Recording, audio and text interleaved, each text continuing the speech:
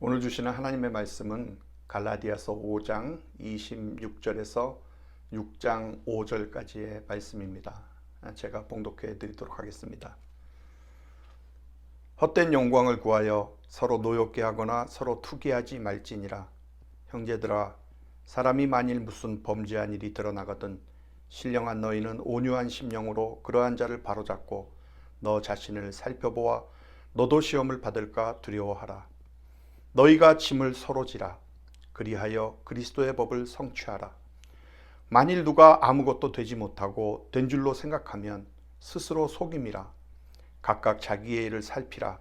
그리하면 자랑할 것이 자기에게는 있어도 남에게는 있지 아니하리니 각각 자기의 짐을 질 것이라. 할렐루야. 너희가 짐을 서로 지라 라는 주님의 말씀으로 함께 은혜를 나누겠습니다.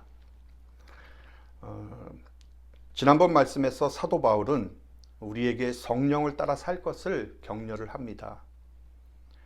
이제 바울은 우리가 성령을 따라 살아감으로써 어떻게 우리들이 변화될지를 보여주려고 합니다. 먼저 성령을 따라가기 위해서는 헛된 영광을 구하지 말라라고 합니다. 이 헛된 영광은 자신에 대해 환상을 품고 있거나 완전히 자만에 빠져 있는 그런 상태를 말합니다. 그래서 자신의 가치를 자기 스스로에게와 다른 사람들에게 입증을 하려고 애를 쓰게 합니다. 그렇기 때문에 우리는 삶을 살아가면서 자신의 영광에 목마른 마음 때문에 끊임없이 자신과 다른 사람들을 비교해 가면서 다른 사람보다 나을 때에는 대단한 사람이 된 것처럼 그렇게 우쭐거리지만 그렇지 못할 때에는 열등감을 가지고 그 참담함을 느끼면서 다른 사람들이 갖고 있는 것까지 차지하기 위해서 경쟁을 하려고 애를 씁니다. 이런 과정에서 우리는 서로를 노엽게 하거나 서로 투기하게 되는데 이것이 바로 복음이 없는 상태에서 타고난 우리의 마음입니다. 자, 오늘날 교회 안에서도 같은 신앙생활을 하고 있지만 이렇게 자기의 영광을 구하는 사람들과 성령을 따라서 살려고 하는 사람들이 있는 것을 봅니다. 그래서 교회 안에서 일어나고 있는 그 모든 크고 작은 분쟁의 중심에 서 있는 사람들을 가만히 살펴보면 대부분이 그 마음속에 헛된 영광을 구하는 사람들입니다. 여러분, 사람이 믿음을 가지고 있음에도 불구하고 성령을 따라서 살지 못하고 헛된 영광을 구하게 되면 반드시 육체의 소욕을 따라서 살게 되어 있습니다. 육체의 소욕은 무엇입니까? 성적인 죄와 우상 숭배와 이웃과의 불화와 절제하지 못하는 죄라고 말씀드렸습니다. 최근에 저는 지금은 작년에 돌아가셨지만 C.S. 루이스 이후에 최고의 기독교 변증가로 존경받았던 라비 제커라이어스 목사께서 생전에 지속적이고도 반복적인 그 성추행 사실이 드러나면서 그가 속해 있던 CNMA 교단에서 안수를 취소했다라는 참으로 충격적이고도 가슴 아픈 기사를 읽었습니다.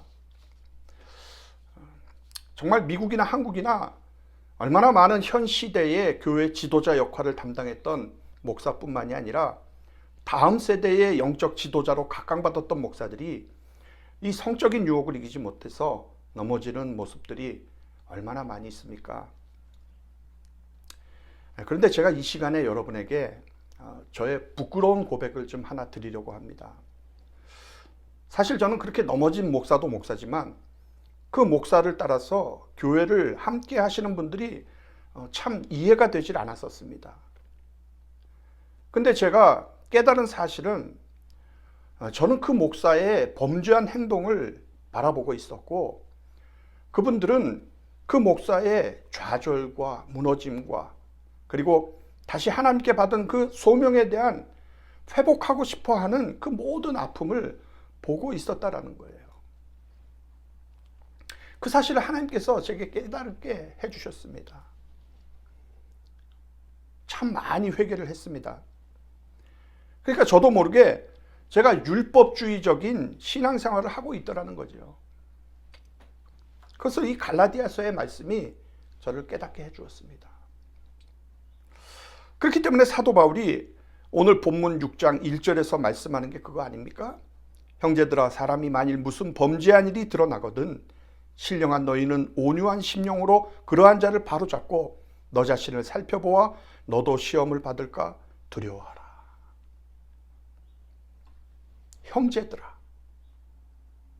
형제들아, 범죄한 사람의 일이 남의 일이 아니라는 겁니다. 내 형제의 일이라는 거예요. 신령한 너희는 무슨 목사나 장로나 영적인 지도자만의 일이 아니라 성령을 따라 살아가는 너희가 온유한 심령을 가지고 그러한 자를 바로 잡으라는 겁니다. 여기서 바로 잡는다는 말은 본래 어긋난 뼈를 제자리에 맞춰 놓는다는 의학 용어입니다.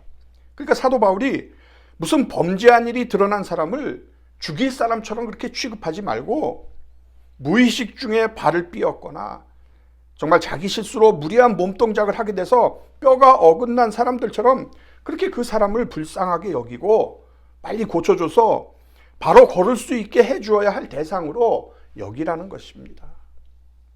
그리고 이어서 너 자신을 살펴보아 너도 시험을 받을까 두려워하라 라고 합니다. 선줄로 생각하는 자는 넘어질까 조심하라는 거죠. 그래서 사도 바울이 하는 권면이 본문 2절에 너희가 짐을 서로 지라. 너희가 짐을 서로 지라. 그리하여 그리스도의 법을 성취하라 라는 것입니다. 여러분, 여기서 짐을 지라라는 단어의 본뜻은 지탱한다 라는 것입니다. 무거운 짐을 진 사람과 함께 그의 짐을 나누어 질 뿐 아니라 그가 비틀거리며 쓰러지지 않도록 그의 몸을 부축해서 버팀목이 되어주라는 거죠. 특히 시험을 받고 죄를 범하지 않도록 하는 일에 도움을 주라는 것입니다. 여러분, 사람은 누구라도 완벽하지도 완전하지도 않습니다. 따라서 실수할 때도 있습니다. 범죄할 수도 있어요. 그리고는 자신이 저지른 일에 대한 모든 책임을 감당하느라고 쩔쩔맵니다. 그러나 이럴 때 많은 사람들은 정말 이해하려는 노력 없이 본능적으로 그저 나오는 대로 비난을 합니다. 마구 정죄를 해요. 코너로 몰아넣는 것이죠. 그러나 우리 예수님은 우리가 범죄하고 넘어져도 비난하거나 정죄하지를 않으십니다. 먼저 우리를 불쌍히 여기시고 용서를 하십니다. 다시 일으키려고 다가오셔서 사랑의 손길을 내밀어 주시는 것입니다. 한 여인이 간음을 하다 잡혔습니다. 돌로 치려고 무섭게 노려보고 있는 그 비난하는 사람들에게 둘러싸여서 오들오들 떨고 있었어요. 사람들은 여인을 감싸주던 예수님까지 돌로 치려고 했습니다. 그 숨막히는 순간에 예수님께서 어떤 반응을 보이셨습니까? 너희 중에 죄 없는 자가 먼저 돌로 치라. 사람들 모두가 양심의 찔림을 받아 하나씩 흩어졌습니다. 아무도 남지 않는 그때 예수님은 여인에게 나도 너를 정죄하지 아니하노니 가서 다시는 죄를 범하지 말라 라고 이렇게 말씀하셨습니다. 이것이 바로 그리스도의 법입니다. 제가 얼마 전에 운전을 하다가 유튜브를 통해서 우연히 들려오는 찬양을 들었습니다. 저도 잘 모르는 난 이렇게 많이 받았는데 라는 찬양이었는데 그 찬양의 가사가 제 가슴을 치더라고요. 제가 소개를 좀 해드리겠습니다. 난 주로 왔을 뿐인데 오히려 내가 받고 갑니다. 눈물 닦아주러 왔을 뿐인데 내 눈물만 흘리고 갑니다. 씻어주러 왔을 뿐인데 오히려 내가 씻겼습니다. 고쳐주러 왔을 뿐인데 오히려 내가 치료되어 갑니다. 전하러 왔는데 이미 이곳에 계신 예수를 보고 갑니다. 꿈을 가지고 와 꿈을 보고 돌아갑니다. 난 이렇게 많이 받았는데 다만 다함으로 주님을 사랑하지 못했죠. 사랑하러 왔는데 더 큰 사랑을 받고 돌아갑니다. 죽은 영혼 살리러 와 내가 살아서 갑니다. 난 이렇게 많이 받았는데 더 주를 사랑하지 못함이 미안합니다.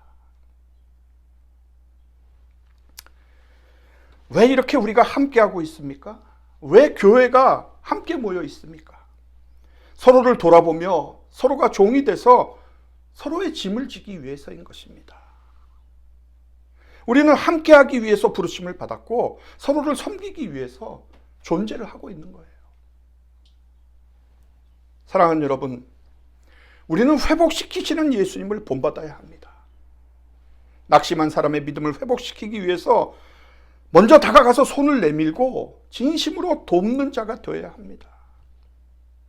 사실 우리 모두가 하나님 보시기에는 다 같은 죄인들이고 바로잡아지고 짐을 져주는 일을 하는 사람이나 받는 사람이나 하나님 앞에서는 50보 100보일 뿐입니다. 그러니까 우리는 너나 할 거 없이 사실은 아무것도 아니라는 거예요. 근데 남에 대해서는 비판적이고 자기는 뭐가 된 것처럼 착각하는 그런 사람들이 있다는 거예요. 그것이 오늘 본문 3절의 말씀입니다. 만일 누가 아무것도 되지 못하고 된 줄로 생각하면 스스로 속임이라. 무슨 말씀이에요? 자기는 아무것도 아닌데 뭔가가 됐다라고 이렇게 생각하는 거. 이것이 교만인데 자기 혼자서도 충분하다라고 이렇게 생각한다라는 거예요. 여러분, 이런 사람은 남의 짐을 져주기 위해서 허리를 숙이고 고개를 숙이는 것을 마치 자신을 낮추는 것처럼 여기기 때문에 남의 짐을 절대로 져줄 수가 없다는 거예요. 내가 너보다 나니까 네 짐을 져줄 수가 없다라는 거죠. 아무것도 아니면서 뭔가가 된 줄로 착각하고 있는 이런 자기속임의 태도는 결국 모든 사람들과의 관계에 실패를 가져오고 마는 것입니다. 그래서 속을 터놓을 수 있는 진정한 관계, 정말 깊은 관계를 누구와도 맺을 수가 없는 거예요. 그리고 내가 남의 짐을 져주는 것도 싫지만 남이 내 짐을 져주는 것도 싫은 거예요. 그것이 바로 이런 사람들의 모습인 것입니다.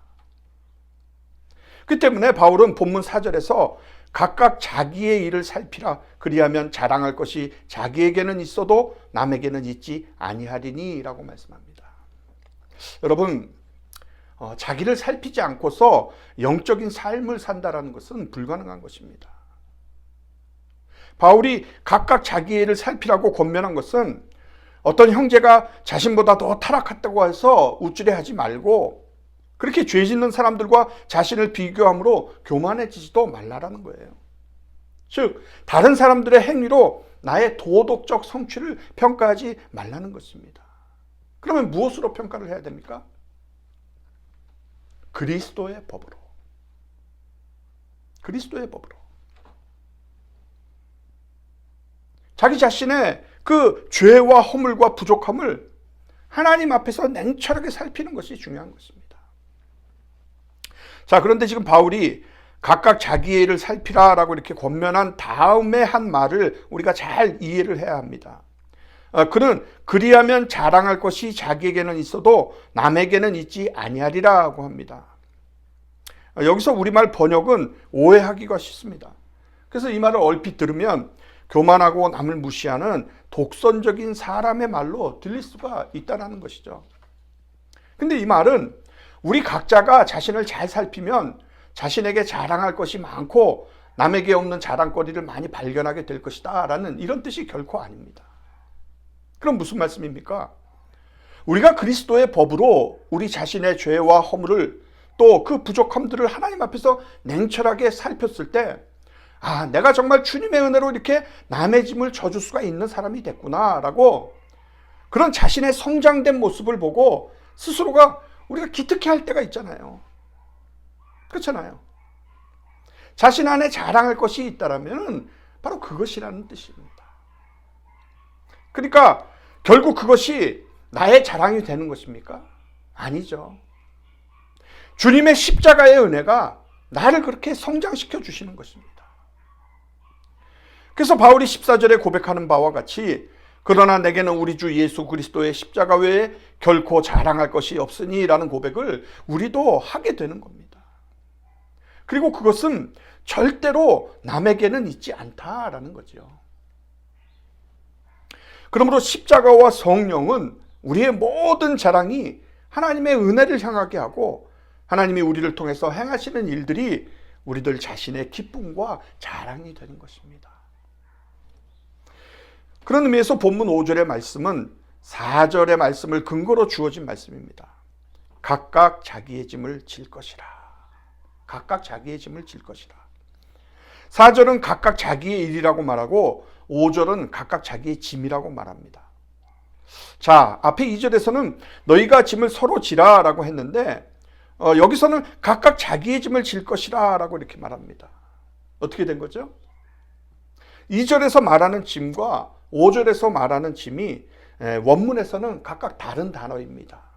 그러니까 2절에서 말하는 짐은 혼자서 해결할 수 없는 무거운 짐을 의미를 하고 있고 5절의 짐은 각자가 자기의 행동에 대해서 져야 할 책임을 가리키고 있습니다. 그래서 여기에 짐은 어떤 의미냐 하면은 군인이 자기 등에 매는 그 완전 군장, 즉 전쟁이 일어났을 때 자기 생명을 보존할 수 있는 여러 가지 것들이 들어있는 그 배낭을 뜻합니다. 그러니까 이것은 어떤 경우라도 다른 사람에게 줄 수가 없는 짐이죠. 다시 말해서 이 세상의 모든 사람들은 저마다 져야 하는 인생의 짐, 삶의 책임이 있습니다.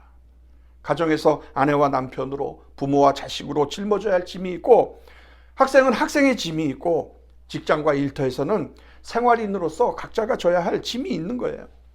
물론 교회에서도 신자로서 져야 할 짐이 있는 것입니다. 사랑하는 여러분, 군인들이 매야 하는 배낭의 무게는 모두가 다 똑같지만 그러나 사람들이 느끼는 짐의 무게는 조금씩 다릅니다. 무거운 짐도 가벼이 지는 사람이 있고 가벼운 짐이라도 유독 무겁게 느껴지는 사람도 있습니다. 그래서 어떤 사람의 짐이 무거운지 가벼운지는 오직 그 사람만이 알 수가 있는 거예요. 다른 사람의 짐을 함부로 판단할 수는 없는 것입니다. 여러분, 세상에 짐지기 좋아하는 사람이 누가 있습니까? 오히려 자신의 편안함과 자유로움을 위해서 모두가 짐을 벗고자 하는 것이에요. 지고 와야 할 짐이 많을수록 도피하고 싶은 마음도 커지기 마련입니다. 그러나 예수님은 수고하고 무거운 짐진 자들아 다 내게로 오라. 내가 너희를 쉬게 하리라 라고 말씀하셨습니다.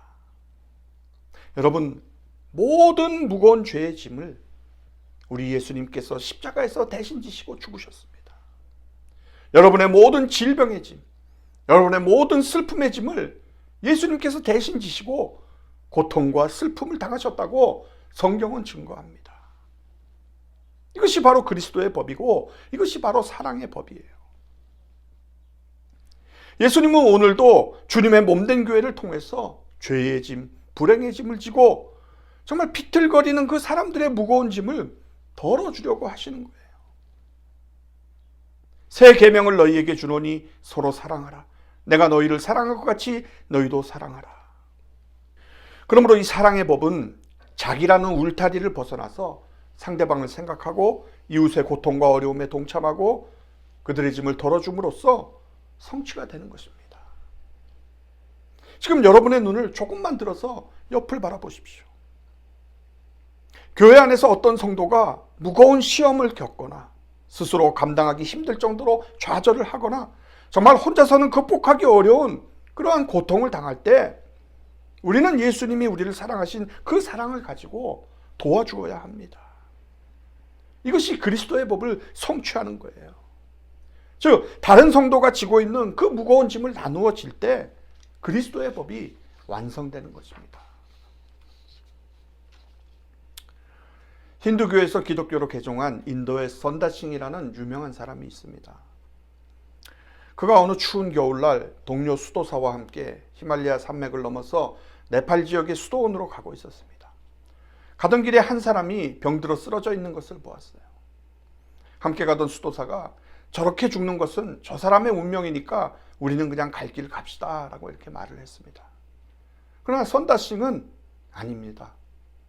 하나님께서 나로 하여금 이 길을 지나가게 하신 것은 저 사람을 도우라고 하는 부르심이라고 생각합니다 라고 대답을 하고 그 사람을 등에 업었습니다.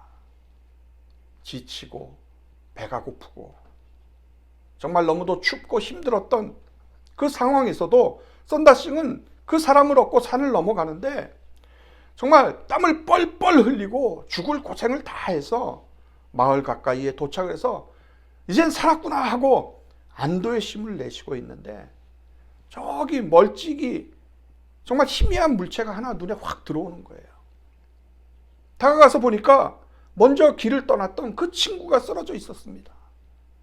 죽어 있던 거예요. 썬다싱은 자기가 들쳐업은 그 사람 때문에 몸에서 열이 나서 추위를 견디고 정말 험난한 산길을 넘을 수가 있었던 겁니다. 그리고 등에 업힌 사람도 썬다싱의 그 체온으로 살 수가 있었어요. 그러나 먼저 떠난 친구는 추위와 홀로 싸우다가 얼어 죽었던 것입니다. 그 후에 썬다싱에게 사람들이 인생에 있어서 가장 어려운 것이 무엇이었냐라는 그 질문에 대해서 그는 이렇게 대답을 합니다. 내가 지고 가야 될 짐이 없을 때가 가장 힘들었습니다.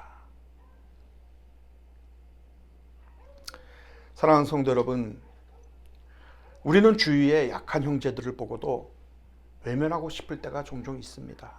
그러나 바울은 너희가 짐을 서로 지라 그리하여 그리스도의 법을 성취하라고 오늘 우리에게 간곡히 권면을 하고 있습니다.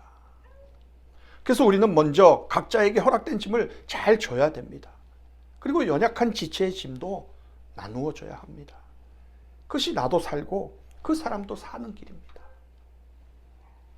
그러므로 짐이 없기를 기도하지 마시고 짐을 잘 지게 해달라고 기도하시기 바랍니다. 그리고 끝까지 낙심하지 말고 포기하지 말고 날마다 한편으로는 하나님 앞에서 자기 자신을 살피고 다른 한편으로는 다른 사람들의 무거운 짐을 기쁨으로 나누어 짐으로써 그리스도의 법을 따르는 그 신령한 성도의 삶을 사는 저와 여러분이 되시기를 주님의 이름으로 축원합니다.